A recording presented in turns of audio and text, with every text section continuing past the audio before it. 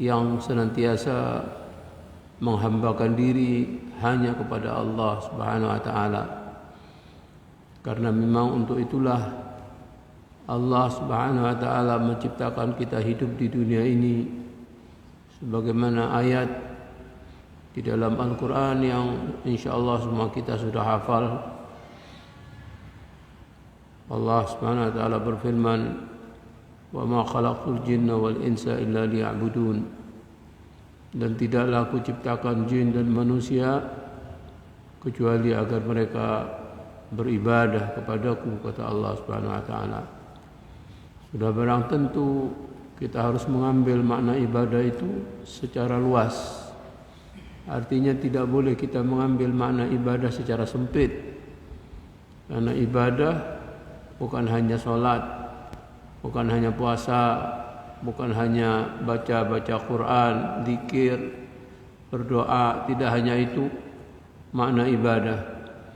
Ibadah punya arti yang sangat luas, sebagaimana definisi yang disampaikan oleh Syekhul Islam Ibnu Taimiyah tentang makna ibadah.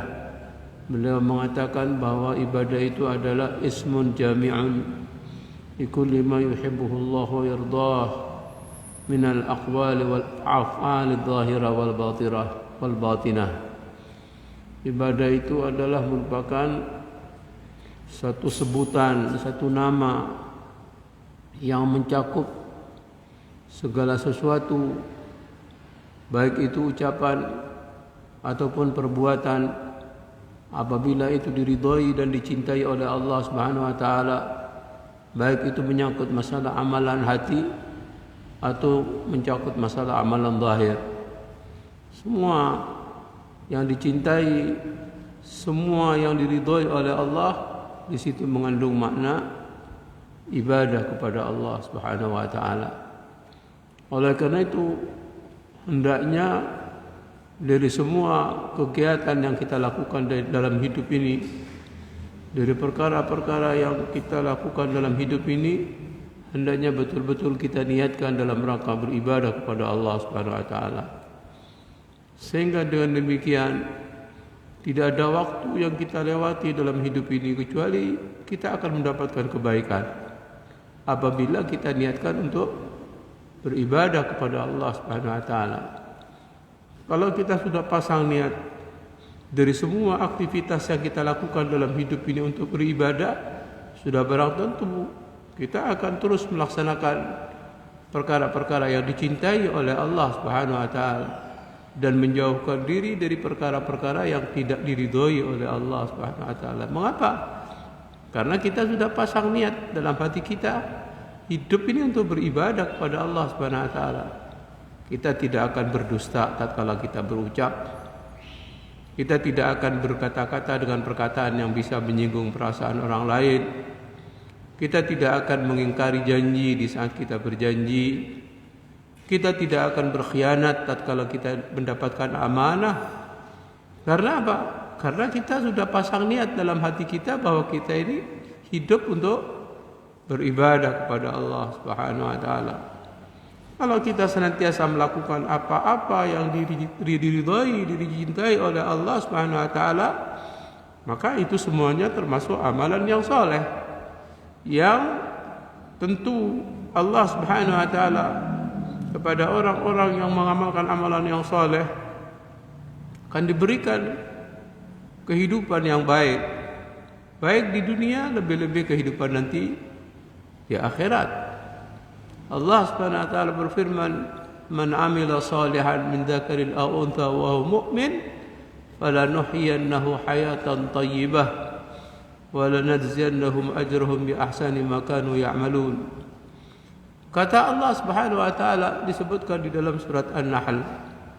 Allah Subhanahu wa taala berfirman, barang siapa mengamalkan amalan yang saleh, baik dari laki-laki ataupun perempuan. Di ayat ini Allah tidak membedakan laki-laki dan perempuan, semuanya sama di hadapan Allah Subhanahu wa taala. Sehingga Allah menyatakan min dzakarin aw untha, baik laki-laki ataupun perempuan. dan didasari dengan keimanan kepada Allah Subhanahu wa taala. Ya. Mengamalkan amalan yang saleh baik laki-laki ataupun perempuan didasari dengan keimanan yang kokoh di dalam dada kita kepada Allah Subhanahu wa taala. Apa janji Allah Subhanahu wa taala? Allah berjanji falanuhyiyannahu hayatan thayyibah. Sungguh benar-benar kami akan memberikan kepadanya kehidupan yang baik. Itu kehidupan yang baik di dunia ini akan diberikan oleh Allah Subhanahu wa taala. Walaupun itu merupakan balasan dari kebaikan yang kita lakukan, itu adalah merupakan kebaikan, tapi itu tidak sempurna. Tapi Allah berjanji akan memberikan kebaikan kepada orang yang mengamalkan amalan yang saleh di dunia ini. Ya, apa kebaikan itu yang diberikan dan dijanjikan oleh Allah Subhanahu wa taala? Akan diberikan akan diberikan rezeki oleh Allah Subhanahu wa taala, rezeki yang halal akan diberikan oleh Allah, dan akan diberikan jalan oleh Allah Subhanahu wa taala untuk mendapatkan rizqun halalun. Akan diberikan hatinya selalu merasa puas dengan apa yang telah ditetapkan oleh Allah Subhanahu wa taala. Mempunyai rasa dan sikap qanaah dalam hatinya. Kalau sudah ada rasa qanaah dalam hatinya ini, sehingga dia tidak terus melihat kepada orang yang lebih atas dalam urusan keduniaan, tapi dia berusaha untuk melihat kepada orang yang lebih atas dalam urusan-urusan yang berkaitan dengan kehidupan akhirat, urusan agama, urusan ilmu, seperti itu, urusan ibadah. Kita melihat kepada orang yang lebih atas. Tapi kaitannya dengan urusan dunia, kita diperintahkan untuk melihat kepada orang yang lebih bawah, agar supaya kita bisa bersikap dengan sikap yang qanaah, bersikap puas dengan pemberian, dengan karunia Allah Subhanahu wa taala. Makanya Rasul sallallahu alaihi wasallam mengatakan dalam hadisnya, "Unzuru ila man huwa asfala minkum wa la tanzuru ila man huwa fawqakum, fa huwa ajdaru alla tazdaru ni'matallahi 'alaikum." Kata Rasulullah SAW, lihatlah kamu kepada orang yang lebih bawah daripada kamu dalam urusan keduniaan. Jangan kamu melihat kepada orang yang lebih atas. Karena sikap yang seperti itu, maksudnya kalau kita selalu melihat kepada orang yang lebih atas, ini menunjukkan sikap mengecilkan nikmat yang telah Allah berikan kepada diri kita. Padahal nikmat-nikmat yang Allah berikan kepada kita tidak mungkin bisa kita hitung. Tidak mungkin bisa kita hitung. Makanya Allah menyatakan, kalau kamu akan menghitung nikmat-nikmat Allah, pasti kalian tidak akan mampu menghitungnya. Kita lihat saja nikmat kesehatan yang Allah berikan kepada kita. Tidak bisa diukur dengan dunia, berapapun dunia itu. Ya, nikmat kesehatan, kita bisa datang hadir ke tempat ini satu kenikmatan yang luar biasa, yang harus kita syukuri. Seperti itu. Makanya dalam urusan keduniaan kita diperintahkan untuk melihat kepada orang yang lebih bawah, agar kita tidak mengecilkan karunia-karunia Allah yang begitu banyak yang telah Allah Subhanahu wa taala berikan kepada kita. Allah sudah bersikap qanaah seperti itu, sudah barang tentu kita semua akan merasakan ketenangan hati, ketentraman jiwa. Kita akan merasakan sakinah dalam hidup ini. Hidup sakinah ini tujuan kita hidup. Bagaimana bisa kita hidup dalam keadaan sakinah? Bagaimana kita hidup dalam keadaan tenang? Dengan apa? Karena kita sudah mempunyai rasa qanaah dalam kehidupan kita ini. Rasa qanaah. Makanya Rasul sallallahu alaihi wasallam mengatakan di dalam hadis yang lain, "Qad aflaha man aslama wa ruziqa kafafan wa qanna'ahu Allahu bima atahu." Kata Rasulullah sallallahu alaihi wasallam, sungguh berbahagia, sungguh beruntung orang yang telah menganut sebagai muslim setelah masuk Islam. Sungguh beruntung dia sebagai muslim. Qad aflaha man aslama. Setelah itu waruziqa kafafan, dan diberikan oleh Allah Subhanahu wa taala rezeki yang cukup, lalu hatinya dibuat qanaah dengan rezeki itu oleh Allah Subhanahu wa taala. Wa qanna'ahu Allahu bima atahu, dan Allah Subhanahu wa taala membuat hatinya merasa qanaah dengan rezeki yang cukup yang telah diberikan oleh Allah Subhanahu wa taala. Itu dikatakan oleh Rasul sallallahu alaihi wasallam sebagai orang yang bahagia, sungguh berbahagia, sungguh beruntung. Seperti itu. Makanya diberikan oleh Allah kehidupan yang baik di dunia ini. Dia diberi rezeki yang halal, dia diberi sikap qanaah dalam hatinya, diberi rasa sakinah dalam jiwanya. Lalu tentu dia akan merasakan bahagia dalam hidup ini yang telah dijanjikan oleh Allah. Walan falanuhyiyannahu hayatan thayyibah. Sungguh aku akan berikan kepadanya kehidupan yang baik. Bagi siapa? Bagi orang yang beriman dan mengamalkan amalan yang saleh, baik laki-laki atau perempuan. Kemudian kata Allah, walanajziyannakum bi ahsani ma kanu ya'malun. Di akhirat nanti akan diberikan pahala yang lebih besar lagi dari amalan yang mereka lakukan. Apa itu? Ya surga. Ya, semua kita tentu dengan ketaatan yang kita lakukan kita berharap surganya Allah Subhanahu wa taala yang diperuntukkan oleh Allah Subhanahu wa taala buat orang-orang yang bertakwa, yang diperuntukkan oleh Allah Subhanahu wa taala buat orang-orang yang beramal dengan amalan yang saleh. Allah menyatakan wa tilkal jannah allati uristumuha bima kuntum ta'malun. Itulah surga yang telah diwariskan oleh Allah Subhanahu wa taala buat kalian semua disebabkan karena amalan-amalan saleh yang kalian amalkan, yang kalian lakukan. Itu harapan kita terbesar. Dengan kita melakukan berbagai amalan kebaikan, melakukan berbagai amalan ketaatan, harapan kita yang terbesar, kita mengharapkan surganya Allah. Surga apa yang kita harapkan? Surga Firdaus. Kata Rasulullah SAW, idza sa'altumullaha al-jannah fas'aluhul Firdaus. Jangan tanggung-tanggung, Allah maha rahmat kepada hambanya. Kata Rasulullah SAW, kalau kamu minta kepada Allah surga, mintalah surga Firdaus. Surga Firdaus itu surga yang paling atas, yang paling tinggi tingkatannya. Karena apa? Karena Allah Subhanahu wa taala sangat mengasihi, menyayangi, merahmati hambanya. Makanya kita sangat berharap rahmat Allah Subhanahu wa taala, tapi bukan dengan meninggalkan amalan soleh. Tatkala kita berharap rahmat Allah, beramallah dengan amalan yang soleh. Karena apa? Karena Allah telah menyatakan inna rahmatallahi qaribun minal muhsinin. Sesungguhnya rahmat Allah Subhanahu wa taala itu dekat dengan orang-orang yang berbuat baik. Al-muhsin, muhsinin itu orang-orang yang berbuat ihsan. Orang berbuat ihsan itu adalah orang yang selalu merasa dirinya dilihat oleh Allah Subhanahu wa taala. Selalu merasa dirinya diawasi oleh Allah Subhanahu wa taala. Orang yang berbuat ihsan itu orang yang selalu merasa dirinya dikontrol terus oleh Allah Subhanahu wa taala dan tidak akan pernah lepas. Orang yang berbuat ihsan itu perasaan selalu diawasi oleh Allah Subhanahu wa taala. Makanya makna ihsan, arti daripada ihsan sebagaimana yang dikatakan oleh Rasulullah SAW tatkala menjawab pertanyaan daripada malaikat Jibril, di mana malaikat Jibril bertanya kepada Rasul SAW, ya Muhammad, mal ihsan, apa itu ihsan? Kemudian Nabi Muhammad SAW menjawab, anta budallaha ka'annaka tarahu, fa in lam takun tarahu fa innahu yaraka. Ihsan itu kamu beribadah kepada Allah Subhanahu wa taala seolah-olah kamu melihat Allah secara langsung berada di hadapanmu. Itu ihsan.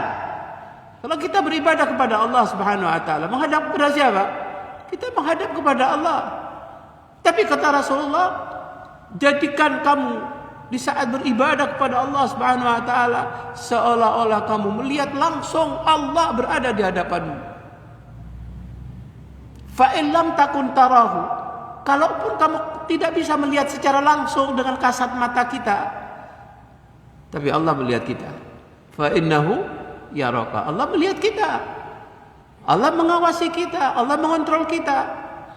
Kalau ada perasaan seperti itu, sudah barang tentu kita akan terus bersikap hati-hati dan waspada dalam hidup ini. Hati-hati baik dalam berucap, hati-hati baik dalam bersikap, dalam berbuat. Karena apa? Karena kita merasa diri kita ini selalu di bawah kontrol, selalu diawasi oleh Allah Subhanahu wa taala. Kita akan menimbulkan rasa takut kita kepada Allah Subhanahu wa taala di saat kita akan melakukan penyimpangan, penyelewengan, kedurhakaan kepada Allah. Kita takut. Karena Allah Subhanahu wa taala akan memberikan balasan kepada orang-orang yang berbuat menyeleweng itu, orang-orang yang menyimpang daripada ketentuan Allah Subhanahu wa taala.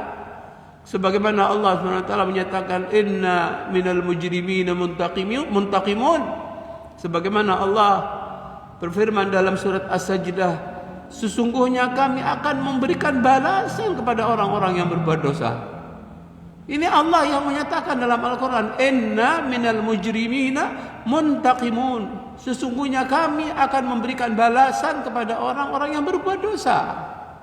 Tapi kalau kita selalu merasa diri kita dikontrol oleh Allah Subhanahu wa taala, maka kita akan dijaga oleh Allah Subhanahu wa taala.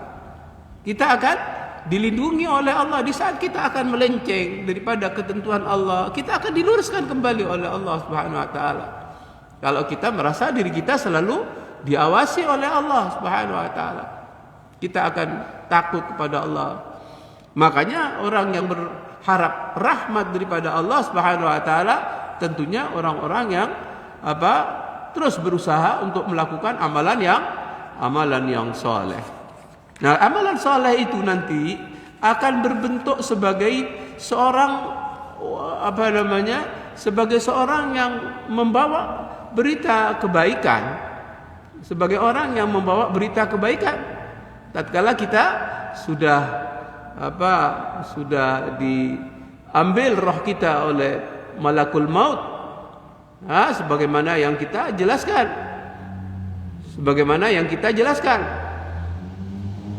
akan datang seseorang yang berwajah bagus, berpakaian indah, berbau harum, kemudian mengatakan kepada roh sebagai orang yang beriman yang mengamalkan amalan yang soleh, berbahagialah kamu dengan apa yang menggembirakan kamu. Ini hari kamu yang dahulu kamu telah dijanjikan oleh Allah Subhanahu wa taala. Roh ini melihat wajah yang tampan, pakaian yang bagus, bau yang sangat harum. Roh itu mengatakan, siapa kamu? Wajahmu adalah wajah yang membawa kebaikan. Terus dia menjawab, ana amaluka saleh. Saya adalah amal salehmu yang dahulu kamu lakukan. Itu amalan saleh itu berbentuk orang yang memberikan kabar gembira. Amalan saleh adalah berbentuk orang yang berpakaian indah. Kemudian setelah dia mengetahui bahwa itu adalah merupakan wujud daripada amalan saleh, maka setelah dia mendapatkan kenikmatan yang luar biasa, itu kenikmatan yang diberikan oleh Allah. Di samping Allah Subhanahu wa taala sudah memerintahkan untuk dibuka pintu surga, sehingga bau harumnya pintu surga yang semerbak itu langsung dia rasakan. Dengan rohnya sudah dirasakan bau surga itu. Itu semuanya akibat daripada amalan saleh yang dilakukannya. Sampai dia minta kepada Allah Subhanahu wa taala supaya cepat didatangkan hari kiamat. Bukan hanya sekedar dia menikmati dalam nikmat kubur saja, melihat surga dengan keindahannya, dengan baunya yang sangat harum, tidak. Tapi dia ingin segera untuk bisa dimasukkan oleh Allah Subhanahu wa taala ke dalam surga, sehingga dia bisa bergelimang dengan berbagai macam kenikmatan yang luar biasa. Sampai dia mengatakan apa? Rabbi aqimis sa'ah, Rabbi aqimis sa'ah, ya Allah, datangkan dengan segera hari kiamat. Datangkan dengan segera hari kiamat. Karena ingin betul-betul menikmati di dalam surga itu. Dia masih belum masuk ke dalam surga. Dia baru diperlihatkan surga itu. Sudah merasakan nikmat yang luar biasa dalam kuburannya. Itu yang disebutkan dengan nikmat kubur. Dibukakan pintu surga, kemudian datang kenikmatan-kenikmatan surga. Dia minta supaya cepat disegerakan datangnya hari kiamat agar bisa cepat masuk ke dalam surganya Allah Subhanahu wa taala. Tentu semua kita berharap yang seperti itu. Berharap menjadi hamba Allah yang beriman, yang terus mengamalkan amalan yang soleh, sehingga matinya dia mati dalam keadaan kebaikan. Ya, mati dalam keadaan kebaikan. Rohnya yang keluar dari jasadnya itu bagaikan air yang mengalir. Bagaikan air yang mengalir. Seperti itu yang disebutkan dalam hadis yang kita bacakan pada pekan yang lalu. Adapun daripada hamba orang-orang kafir, yaitu sebaliknya, kebalikannya, tatkala sudah terputus dari dunia menuju kepada kehidupan akhirat, datang kepadanya para malaikat dari langit yang wajahnya hitam kelap dengan membawa kain kasar. Kemudian mereka semua para malaikat itu duduk di dekatnya sejauh mata memandang. Lalu datanglah malaikat maut yang akan mencabut rohnya, di mana malaikat maut itu ditugaskan oleh Allah Subhanahu wa taala, lalu duduk di sisi kepala orang kafir dan mengatakan, ayyatuhan nafsul khabithah, wahai jiwa yang jelek. Dikatakan oleh malaikat maut, wahai jiwa yang jelek. Beda kalau malaikat maut datang kepada orang yang beriman, hamba Allah yang beriman, ya ayyatuhan nafsul mutmainnah. Itu. Kita berharap seperti itu nanti. Tentunya kita berusaha untuk menjadi orang yang betul-betul terus meningkatkan keimanan kita, dan kita terus betul-betul berusaha untuk meningkatkan kualitas amal ibadah yang kita lakukan. Tapi kepada orang-orang kafir, malaikat maut langsung mengatakan, ayyatuhan nafsul khabithah, wahai jiwa yang buruk, ukhruji ila sakhatin min Allah wa ghadab. Keluarlah kamu, wahai roh, keluarlah kamu menuju murka dan kemarahan Allah Subhanahu wa taala. Allah murka kepada hamba ini, Allah marah kepada ini, sehingga malaikat maut mengatakan kepada rohnya, keluarlah kamu, wahai roh yang jahat, menuju kepada murka dan kemarahan Allah Subhanahu wa taala. Lalu jiwa itu pun berpencar-pencar, lalu dicabut oleh malaikat maut. Dicabut oleh malaikat maut bagaikan besi yang banyak geriginya dari kain wol yang basah, seolah-olah seperti itu. Mencabutnya roh dari orang kafir itu seperti mengambil besi yang banyak geriginya dari kain wol yang basah, lalu dicabut oleh malaikat maut. Fa idza akhadhaha lam yad'uha fi yadihi tarfat 'ain.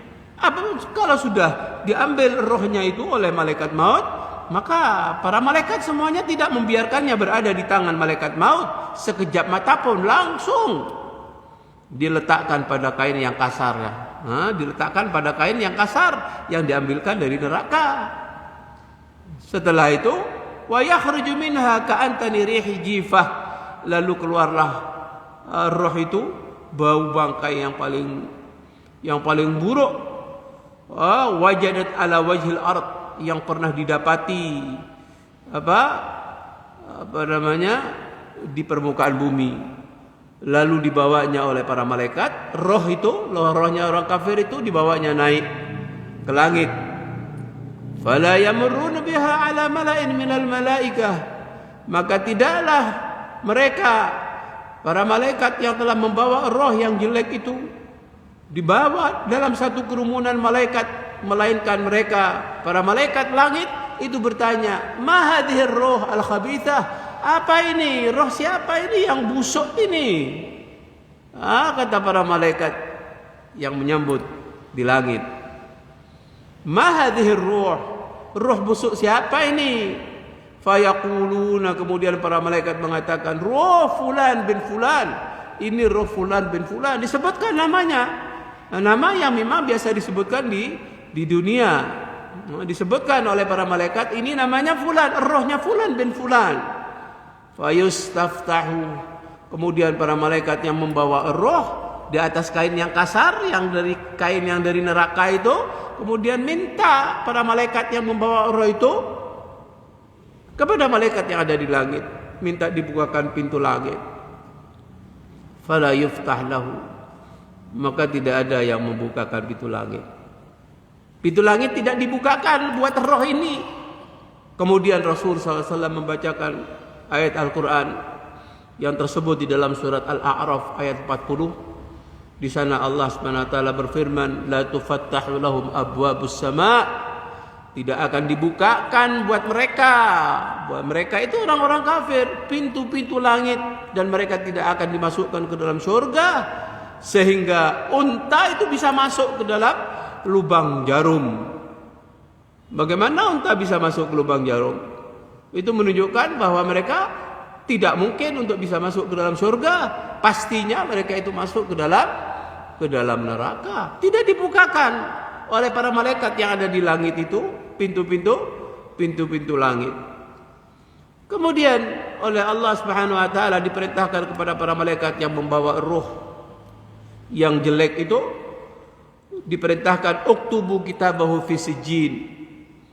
Nah, kalau roh yang baik itu Allah perintahkan tulislah di Illiyin. Illiyin itu adalah nama tempat yang tertinggi di surga buat amalan-amalan orang yang soleh, itu namanya Illiyin. Ya, tapi amalan-amalan orang yang jelek, orang-orang kafir, itu namanya sijjin. Allah perintahkan kepada para malaikat yang membawa roh yang jahat itu, tulislah buku catatannya di sijjin. Sijjin itu tempat yang paling rendah, seperti itu, dalam perut bumi yang paling bawah. Setelah itu fatutrahu ruhu torhan, lalu dilemparkan saja roh itu ke bumi, dilemparkan saja roh itu ke bumi untuk dimasukkan lagi ke jasadnya yang ada di kuburan itu.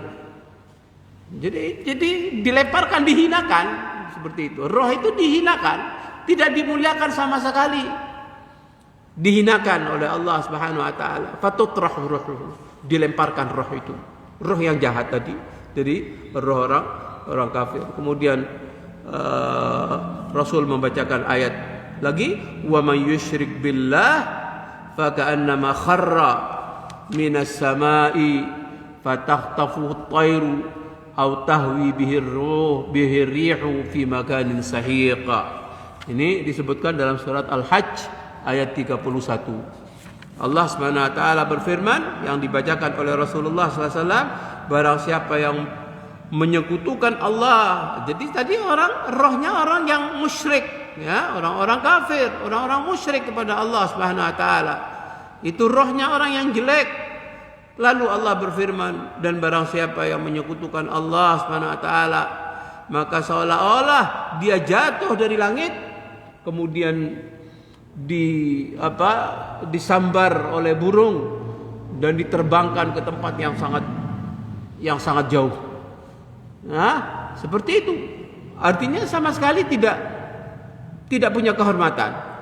Sama sekali tidak punya kehormatan. Sehingga dikatakan tutrahu tarhan, dilemparkan roh begitu saja. Fatu'adu ruhuhu fi jasadihi. Kemudian roh itu dikembalikan ke jasadnya. Roh itu dikembalikan lagi ke jasadnya. Pintu-pintu langit tidak dibukakan, cuma pintu langit dunia. Lalu Allah perintahkan untuk dilemparkan saja roh itu. Ini roh orang kafir, orang musyrik. Seperti itu. Setelah dikembalikan ke jasadnya, setelah dikembalikan ke jasadnya, ya datang dua malaikat. Malaikat siapa? Malaikat mungkar, malaikat nakir. Fayujlisanihi, kemudian si hamba tadi, si orang kafir tadi didudukkan oleh dua malaikat. Kemudian ditanyakan beberapa pertanyaan. Marabbuka, siapa Rabbmu? Bagaimana jawaban dari roh yang jahat tadi? Dia menjawab, la adri, saya tidak tahu. Apa itu saya tidak tahu. Fayaqulani ma dinuka. Kemudian dua malaikat tadi juga bertanya, apa agamamu? Dia jawab, saya tidak tahu. Para malaikat bertanya lagi, siapa laki-laki yang telah diutus di tengah-tengah kalian ini? Dia menjawab, la adri, saya tidak tahu. Jawabannya seperti itu dari roh. Tapi dari hamba yang beriman, dia memberikan jawaban yang jelas. Karena dia sudah, entah dari mana kamu tahu setelah orang beriman ditanya bahwa nabinya siapa? Robnya Allah Subhanahu wa taala, agamanya Islam. Laki-laki yang ditanyakan yang telah diutus kepada mereka itu adalah Muhammad Rasulullah SAW. Setelah ditanya dari mana kamu tahu? Saya membaca Al-Quran dan mempelajarinya, tahu. Seperti itu. Beda dengan orang kafir yang ditanya, dia jawab tidak tahu semua jawabannya. La adri, saya tidak tahu. Seperti itu. Kemudian fayunadi munadin minas sama, lalu ada suara yang terdengar dari langit. An kadzaba abdi, dusta hambaku itu. Dusta. Fafrishu lahu minan nar, hamparkan permadani dari neraka dan berilah pakaian dia dari pakaian neraka. Waftahu lahu baban ilan nar, bukakan baginya pintu menuju neraka. Pintu neraka dibukakan. Kalau orang beriman pintu surga dibukakan, kalau ini pintu neraka yang dibukakan.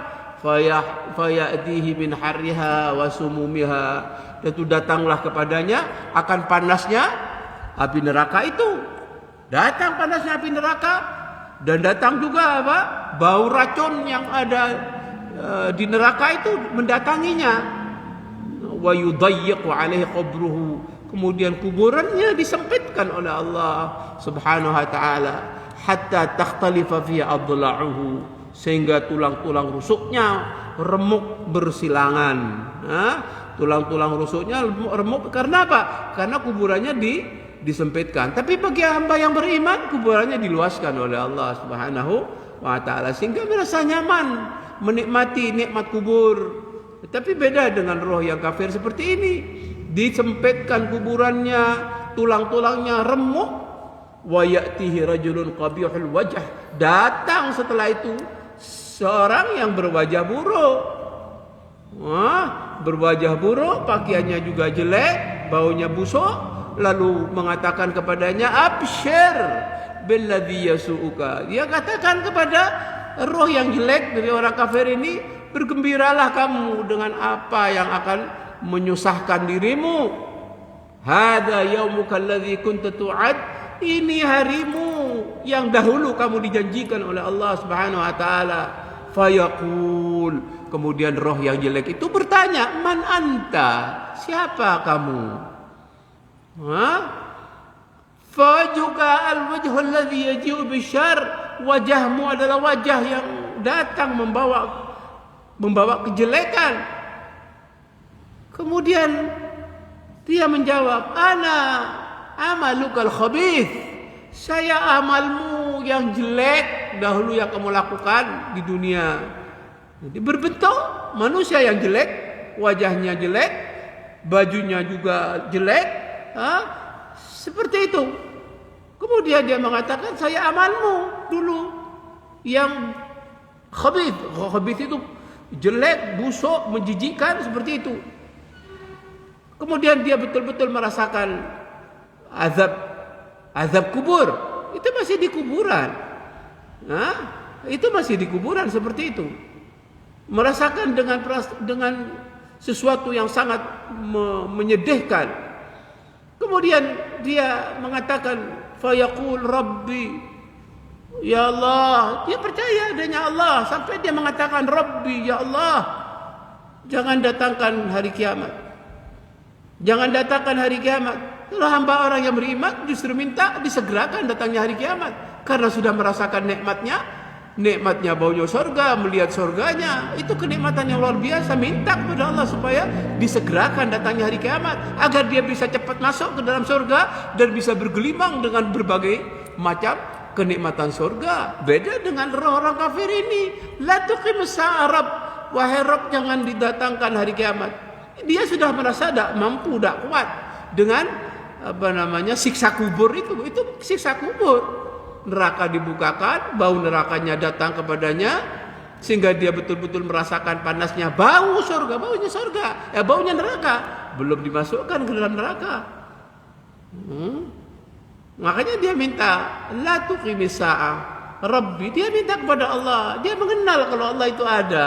Makanya dia katakan, Rabb, ya Allah, jangan datangkan hari kiamat. Seperti itu semuanya adalah akibat daripada perbuatan manusia di dalam kehidupan di dunia ini.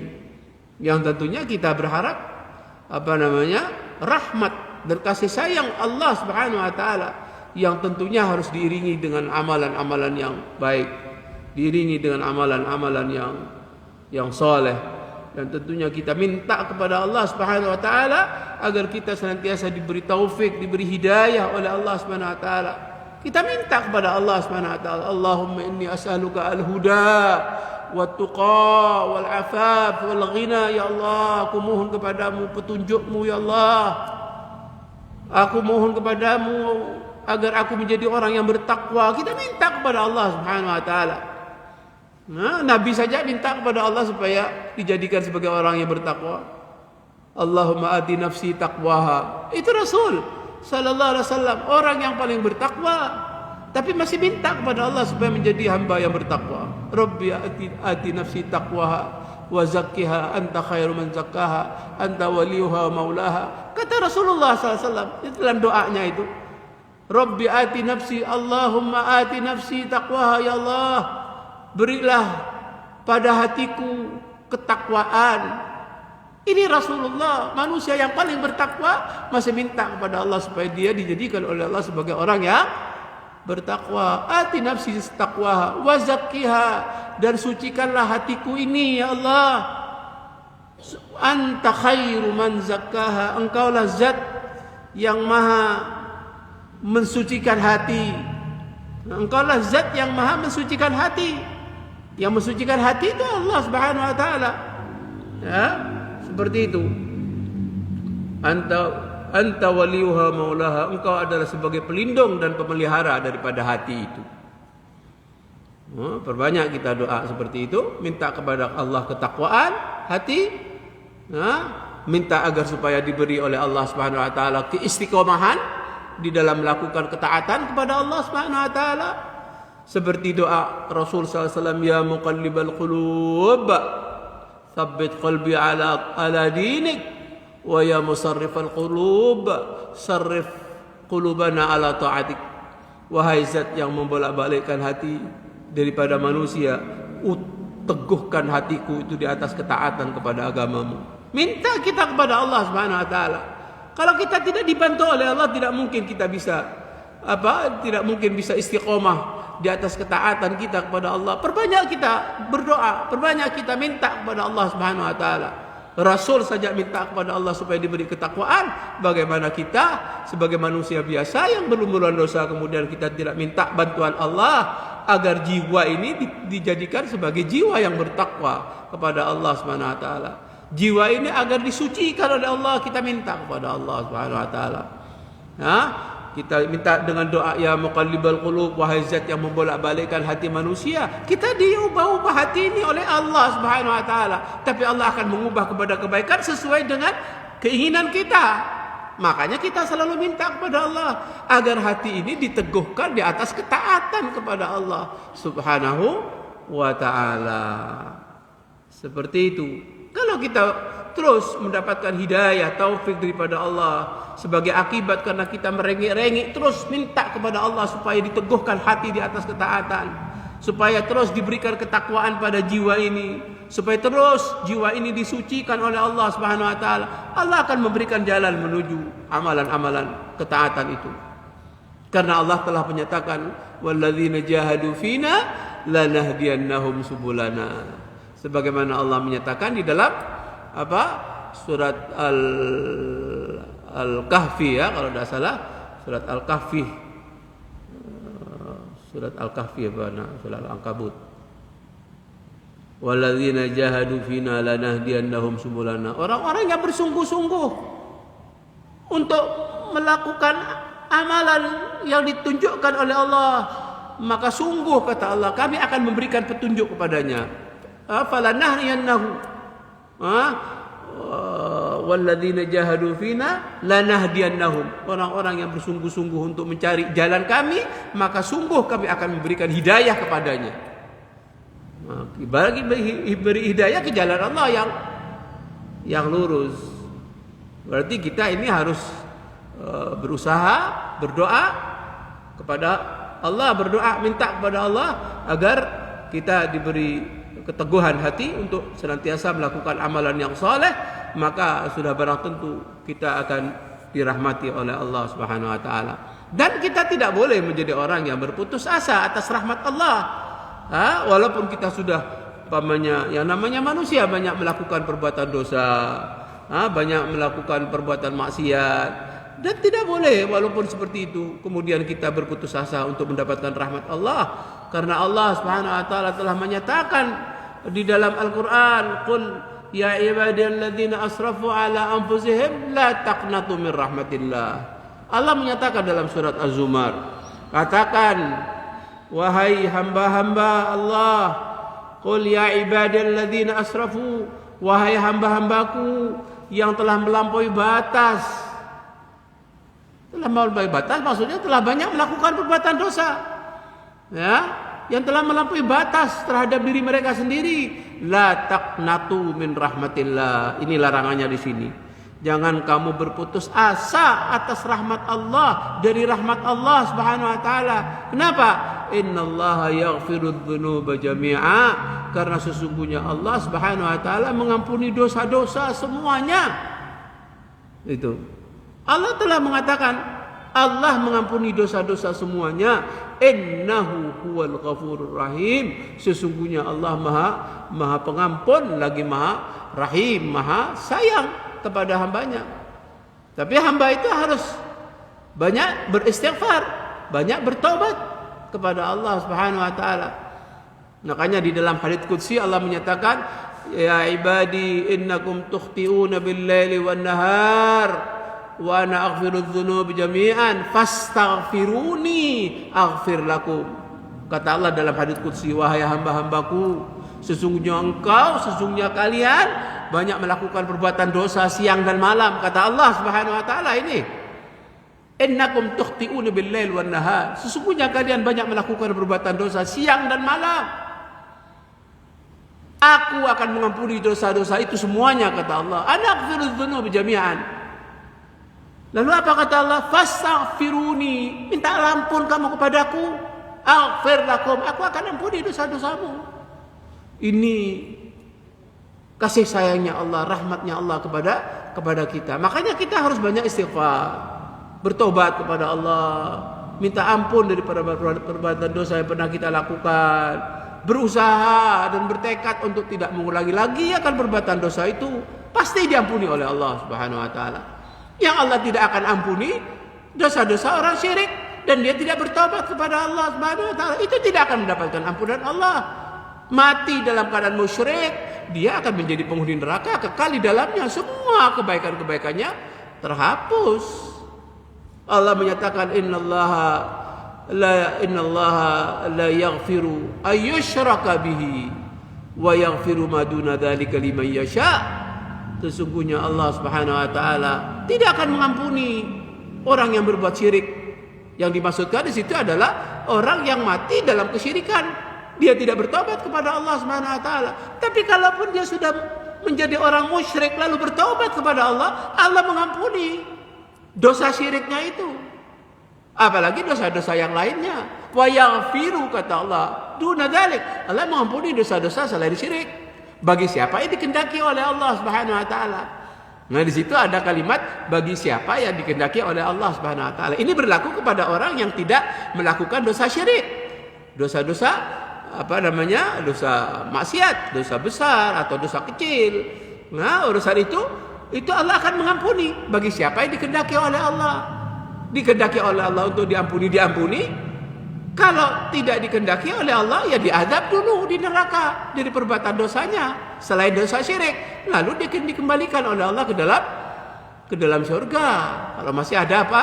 Ada iman. Dia bukan mati dalam keadaan syirik, tapi mati dalam mentauhidkan Allah Subhanahu wa taala walaupun banyak melakukan perbuatan dosa. Ini rahmatnya Allah Subhanahu wa taala kepada hambanya. Makanya kita jangan putus asa untuk mendapatkan rahmat Allah, walaupun kita merasa diri kita banyak melakukan perbuatan dosa, tapi Allah Subhanahu wa taala berjanji untuk mengampuni dosa-dosa itu semuanya. Kata Allah, faghfiruni aghfir lakum, maka mintalah ampun kamu semua kepadaku, niscaya aku akan ampuni dosa-dosamu. Ini semuanya adalah rahmat dari Allah Subhanahu wa taala. Maka berharaplah kita untuk terus mendapatkan rahmat daripada Allah Subhanahu wa ta'ala. Jangan kemudian kita banyak melakukan dosa, banyak melakukan maksiat, lalu kita mengharapkan rahmat daripada Allah Subhanahu wa ta'ala. Nah, bagaimana akan diberikan oleh Allah Subhanahu wa ta'ala kasih sayang Allah kepada orang yang banyak melakukan perbuatan dosa, sementara dia berharap mendapatkan rahmat dari Allah Subhanahu wa ta'ala. Makanya Allah Subhanahu wa ta'ala memberikan penguluran waktu kepada orang yang banyak dosa, tapi diberi oleh Allah kebaikan-kebaikan. Nah, ini ancaman. Solakeun.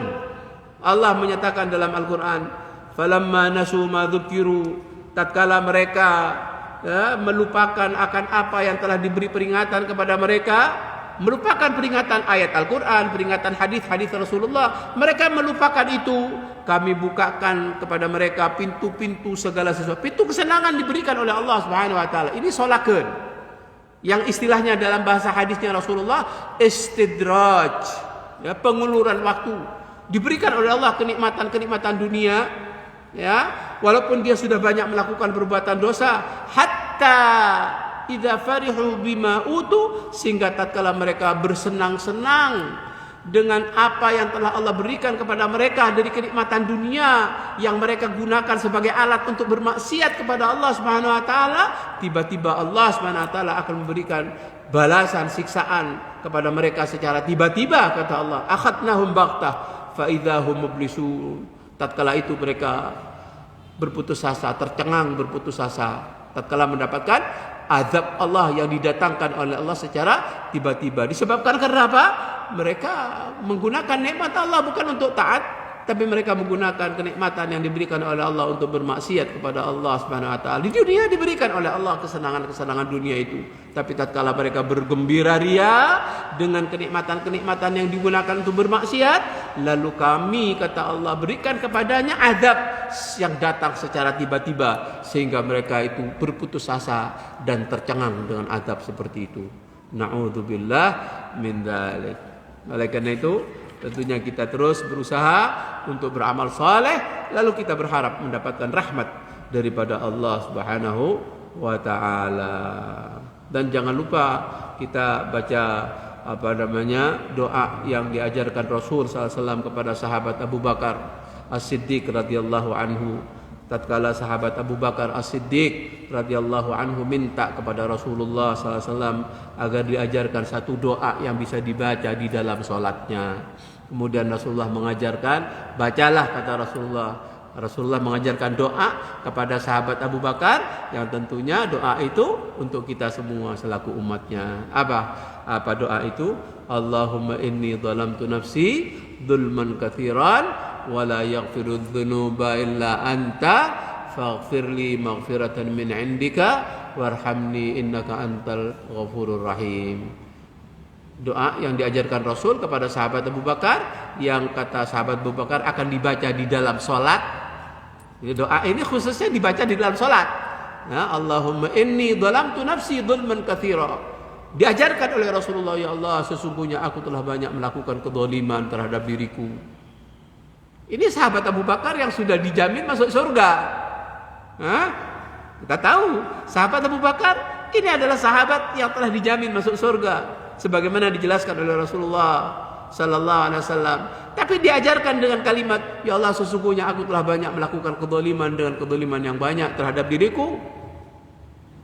Allahumma inni dhalamtu nafsi dzulman katsira wa la yaghfiru dzunuba illa anta Tidak ada yang bisa mengampuni dosa-dosa kecuali Engkau ya Allah. Faghfirli, ampunilah dosaku ya Allah. Satu ampunan dari sisimu. Warhamni, dan berilah rahmat. Nah, kita mengharapkan rahmat di situ. Warhamni intaka antal ghafurur rahim. Karena sesungguhnya Engkau zat yang maha memberikan ampunan, dan sesungguhnya Engkau zat yang maha rahmat, yang memberikan kasih sayang terhadap hambanya. Maka itu jadikan kita doa rutin kita, bisa dibaca waktu sujud, bisa dibaca sebelum salam terakhir. Kita baca doa itu, Allahumma inni zalamtu nafsi dzulman katsira wa la yaghfiru dzunuba illa anta faghfirli maghfiratan min indika warhamni innaka antal ghafurur rahim. Di samping doa yang lainnya, Allahumma inni ala dzikrika wa syukrika wa husni ibadatik. Nah, seperti itu. Nah, ini saja yang bisa disampaikan. Sudah jam 4:30 sudah. Ya, mudah-mudahan apa yang disampaikan bermanfaat bagi kita semuanya. Sebelum ditutup, barangkali ada hal yang perlu disampaikan, falyatafaddal.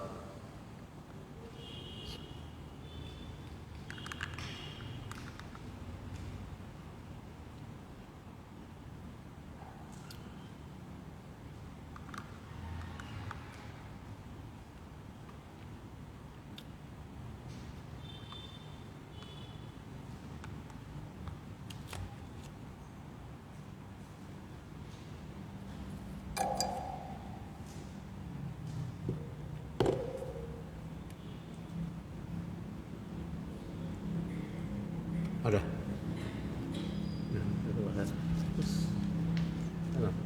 Syukran.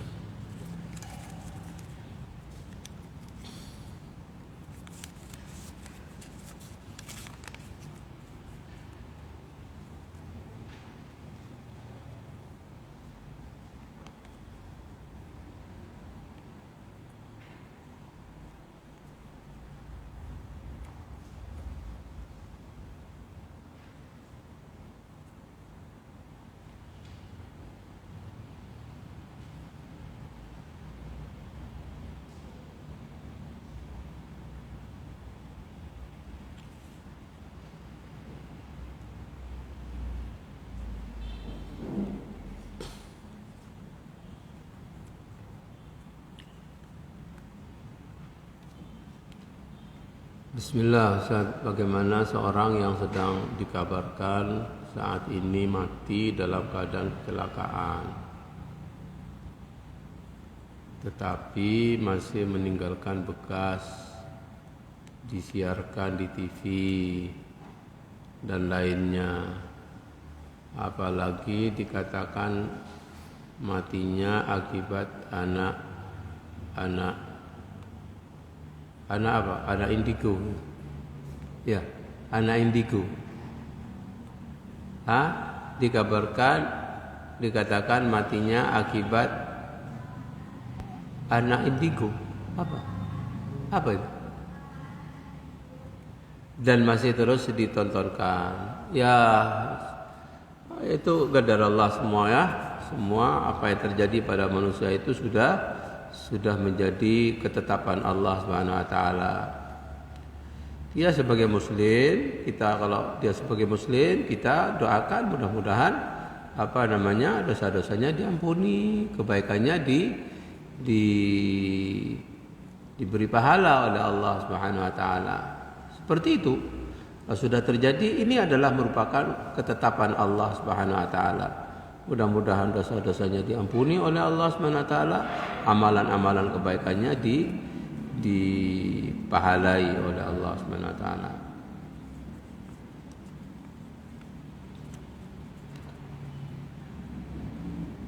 Merasa diawasi surat As-Sajdah ayat berapa, Ustaz? Di dalam surat As-Sajdah ini menunjukkan bahwa Allah Subhanahu wa taala akan memberikan balasan dari dosa-dosa yang dilakukan oleh hambanya. Inna minal mujrimina muntaqibun, sebagaimana disebutkan tadi, itu tersebut di dalam surat As-Sajdah ayat 22. Ayat lengkapnya berbunyi, siapa yang lebih zalim daripada orang yang sudah diberi peringatan dengan ayat-ayat Allah lalu dia berpaling dari peringatan itu. Ya. Artinya ini adalah orang yang paling zalim. Orang yang paling zalim itu orang yang telah diberi peringatan dengan ayat-ayat Allah, lalu dia tidak menghiraukan. Dia mengabaikan dari peringatan itu. Lalu Allah SWT menegaskan, sesungguhnya kami, kata Allah SWT, terhadap orang-orang yang berbuat dosa itu pasti akan memberikan balasan. Seperti itu. Jadi ini tidak termasuk kepada merasa diawasi. Yang merasa diawasi itu hadis Rasulullah SAW yang memberikan penjelasan kepada malaikat Jibril yang bertanya tentang ihsan.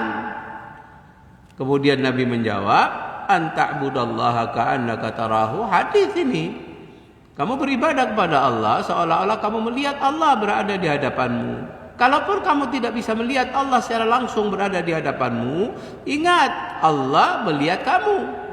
Ini kalimat bahwa Allah selalu mengawasi diri kita.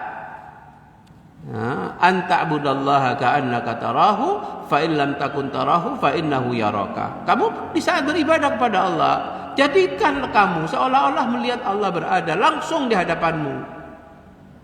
Gitu. Kalaupun kamu tidak bisa melihat Allah secara langsung berada di hadapanmu, maka ingatlah, yakinlah bahwa Allah melihat kamu.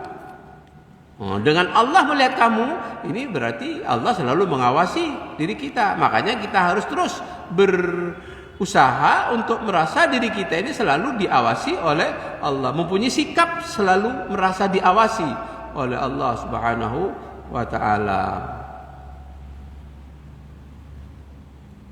Dan amalan soleh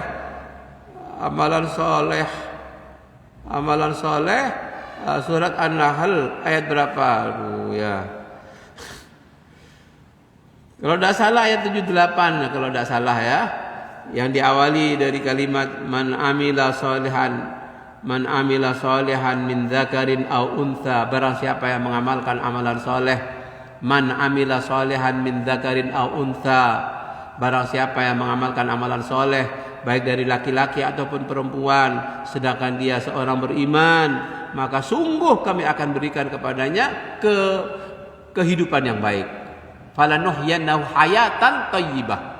Dan kami akan berikan balasan di akhirat nanti dengan yang lebih baik daripada amalan yang mereka lakukan. Kalau tidak salah, surat An-Nahl ayat 78 atau cari di sekitar itu.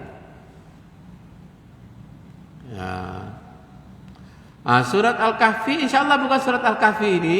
Tadi yang terakhir saya sebutkan, walladzina jahadu fina, orang-orang yang bersungguh-sungguh berusaha untuk mengamalkan amalan soleh, maka pasti aku akan berikan petunjuk kepadanya. Insyaallah itu Al-Ankabut 69. Itu Al-Ankabut 69. Kalau menyangkut masalah kehidupan yang baik, Allah menjanjikan untuk memberikan kehidupan yang baik bagi orang yang beramal soleh, baik laki-laki ataupun perempuan, yang didasari dengan keimanan. InsyaAllah itu surat An-Nahl sekitar ayat 78 seperti itu, atau lihat di sekitarnya, yang diawali dengan man amila solihan min dzakarin aw untha. Barang siapa yang mengamalkan amalan yang soleh.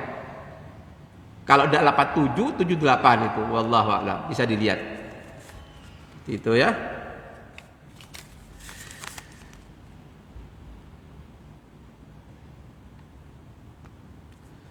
Assalamualaikum Ustaz. Waalaikumsalam warahmatullahi wabarakatuh. Apakah benar Ustaz, akhir yang baik itu menghilangkan keburukan sebelumnya dan akhir yang buruk menghilangkan kebaikan sebelumnya? Mohon penjelasan Ustaz.